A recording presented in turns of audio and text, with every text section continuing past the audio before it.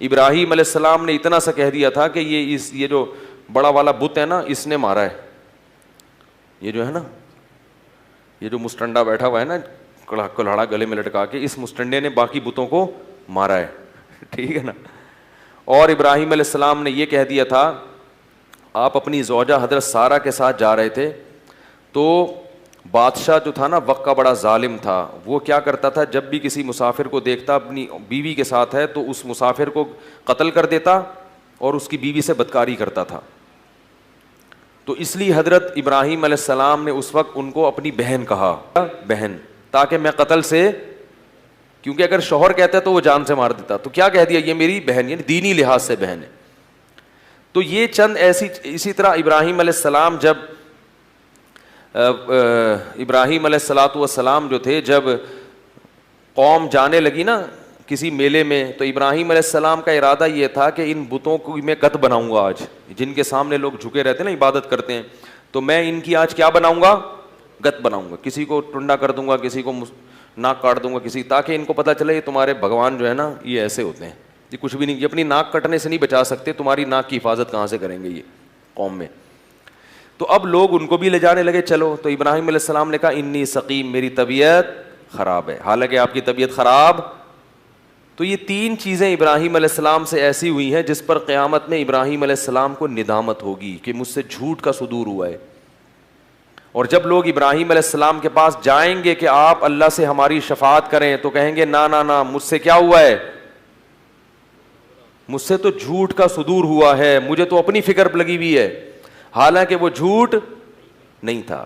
اپنی زوجہ کو جو بہن کہا وہ دینی اعتبار سے, لوگوں کو جو یہ کہا میری طبیعت خراب ہے, تو کیا مطلب ان بتوں کو دیکھ دیکھ کے طبیعت خراب ہو رہی ہے, تو وہ جھوٹ تھوڑی تھا. اور جو یہ کہا کہ یہ بڑے والے نے, یہ جو مسٹنڈا بیٹھا ہوا ہے نا, حضرت ابراہیم نے یہ کیا تھا, جتنے بت تھے نا سب کو کاٹ کے کلہاڑا سب سے بڑا والا جو تھا نا اس کے کندھے میں لٹکا دیا کہ بلی کس پہ ڈال دیں گے, اس پہ.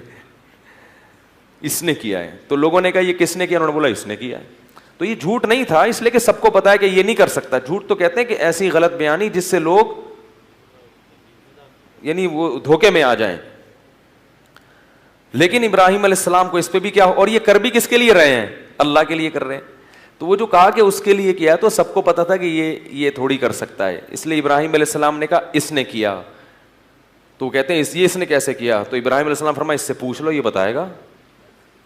تو انہوں نے کہا یہ تو بول ہی نہیں سکتا. تو حضرت ابراہیم یہی اگلوانا چاہ رہے تھے کہ تم خود اپنے منہ سے بولو کہ یہ بول نہیں سکتا. تو جو بول نہیں سکتا ہے وہ تمہاری حاجت کہاں سے پوری کرے گا. یہ ہوتا ہے تربیت کا ایک طریقہ کہ سامنے والے کے منہ سے آپ یہ الفاظ نکلوائیں. حضرت ابراہیم نے کہا فعلہ کبیرہم ھذا, جو سب سے بڑا والا ہے نا وہ ہے سالہ, اس نے کیا. وہ سالہ اس معنی میں نہیں بھائی, اس کو برادر نسبتی کہتے ہیں, اس نے کیا یہ. تو انہوں نے کہا کہ اور فاسألوہم, پوچھ لو بتائے گا. ٹھیک ہے نا, پوچھ لو خود بولے گا میں نے کیا ہے. تو انہوں نے کہا تمہیں معلوم ہے کہ یہ بول نہیں سکتے. فوراً حضرت ابراہیم نے کہا اف لکم, تف ہے تمہارے اوپر جو کمبخت بول نہیں سکتا, کہیں فکس کر کے چلے جاؤ تو وہیں کا وہیں ہزاروں سال یوں ہی بیٹھا رہے گا, تو اس کو تم پوچھتے ہو, اس کی عبادت کرتے ہو. یہ تبلیغ کا ایک طریقہ ہوتا ہے. تو یہ تین باتیں ابراہیم علیہ السلام سے ہوئیں جو جھوٹ نہیں تھیں, لیکن ان کو بھی ابراہیم علیہ السلام کیا سمجھیں گے کہ گویا میں نے جھوٹ بولا, معاذ اللہ, یعنی خلاف واقعہ بات کی ہے. تو انبیاء بہت چھوٹی چھوٹی چیزوں پہ بھی, لیکن ہمارے لیے یہ اتنا اونچا معیار نہیں ہے. اگر آپ کو کوئی ناجائز شادی میں لے کے جا رہا ہے, مس گیدرنگ ہے, ڈھول ڈھمکے ہیں, آپ لوگوں کے فون آتے ہیں کہ خواتین کے بھی مردوں کے بھی کہ ہماری ساس جو ہے نا ایسی بہو کو زبردستی لے جاتی ہیں ایسی مس گیدرنگ والی شادی میں, ہم کہتے ہیں جائز نہیں ہے. تو اب وہ کیسے منع کریں, تو بول دیں میری طبیعت کیا ہے, ایکچولی آج میں صبح سے عجیب سا فیل کر رہی ہوں, سر میں کچھ عجیب سا فیل ہو رہا ہے. تو وہ کہ کیا فیل ہو رہا ہے, بولیں بس سر میں کچھ عجیب سا ہو رہا ہے, کچھ یعنی ٹوپی کرا دیں. تو ہمارے لیے ہمیں اتنا نیک فنٹر بننے کی ضرورت نہیں ہے, اتنا زیادہ نیک نا کہ ہم بولیں کہ یہ جھوٹ نہ ہو جائے. تو کچھ نہیں ہوتا, یہ جھوٹ ووٹ نہیں ہوتا.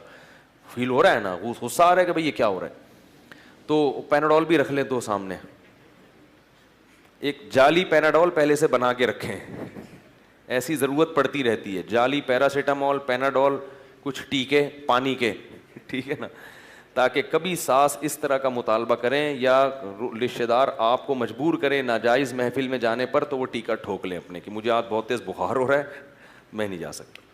ایسے بھی ٹیکے آتے ہیں کہ وہ ٹھکتے ہی نہیں ہے نا, وہ اسپرنگ لگی ہوتی ہے, گھس جائیں گے, ایسا سامنے والے کو ایسا لگے گا جیسے سوئی اندر گھس گئی ہے. تو یہ سب جائز ہے, بلکہ ایسے مجبوری میں واجب ہے, کرنا پڑتا ہے. اس کے بغیر لوگ آپ کو جینے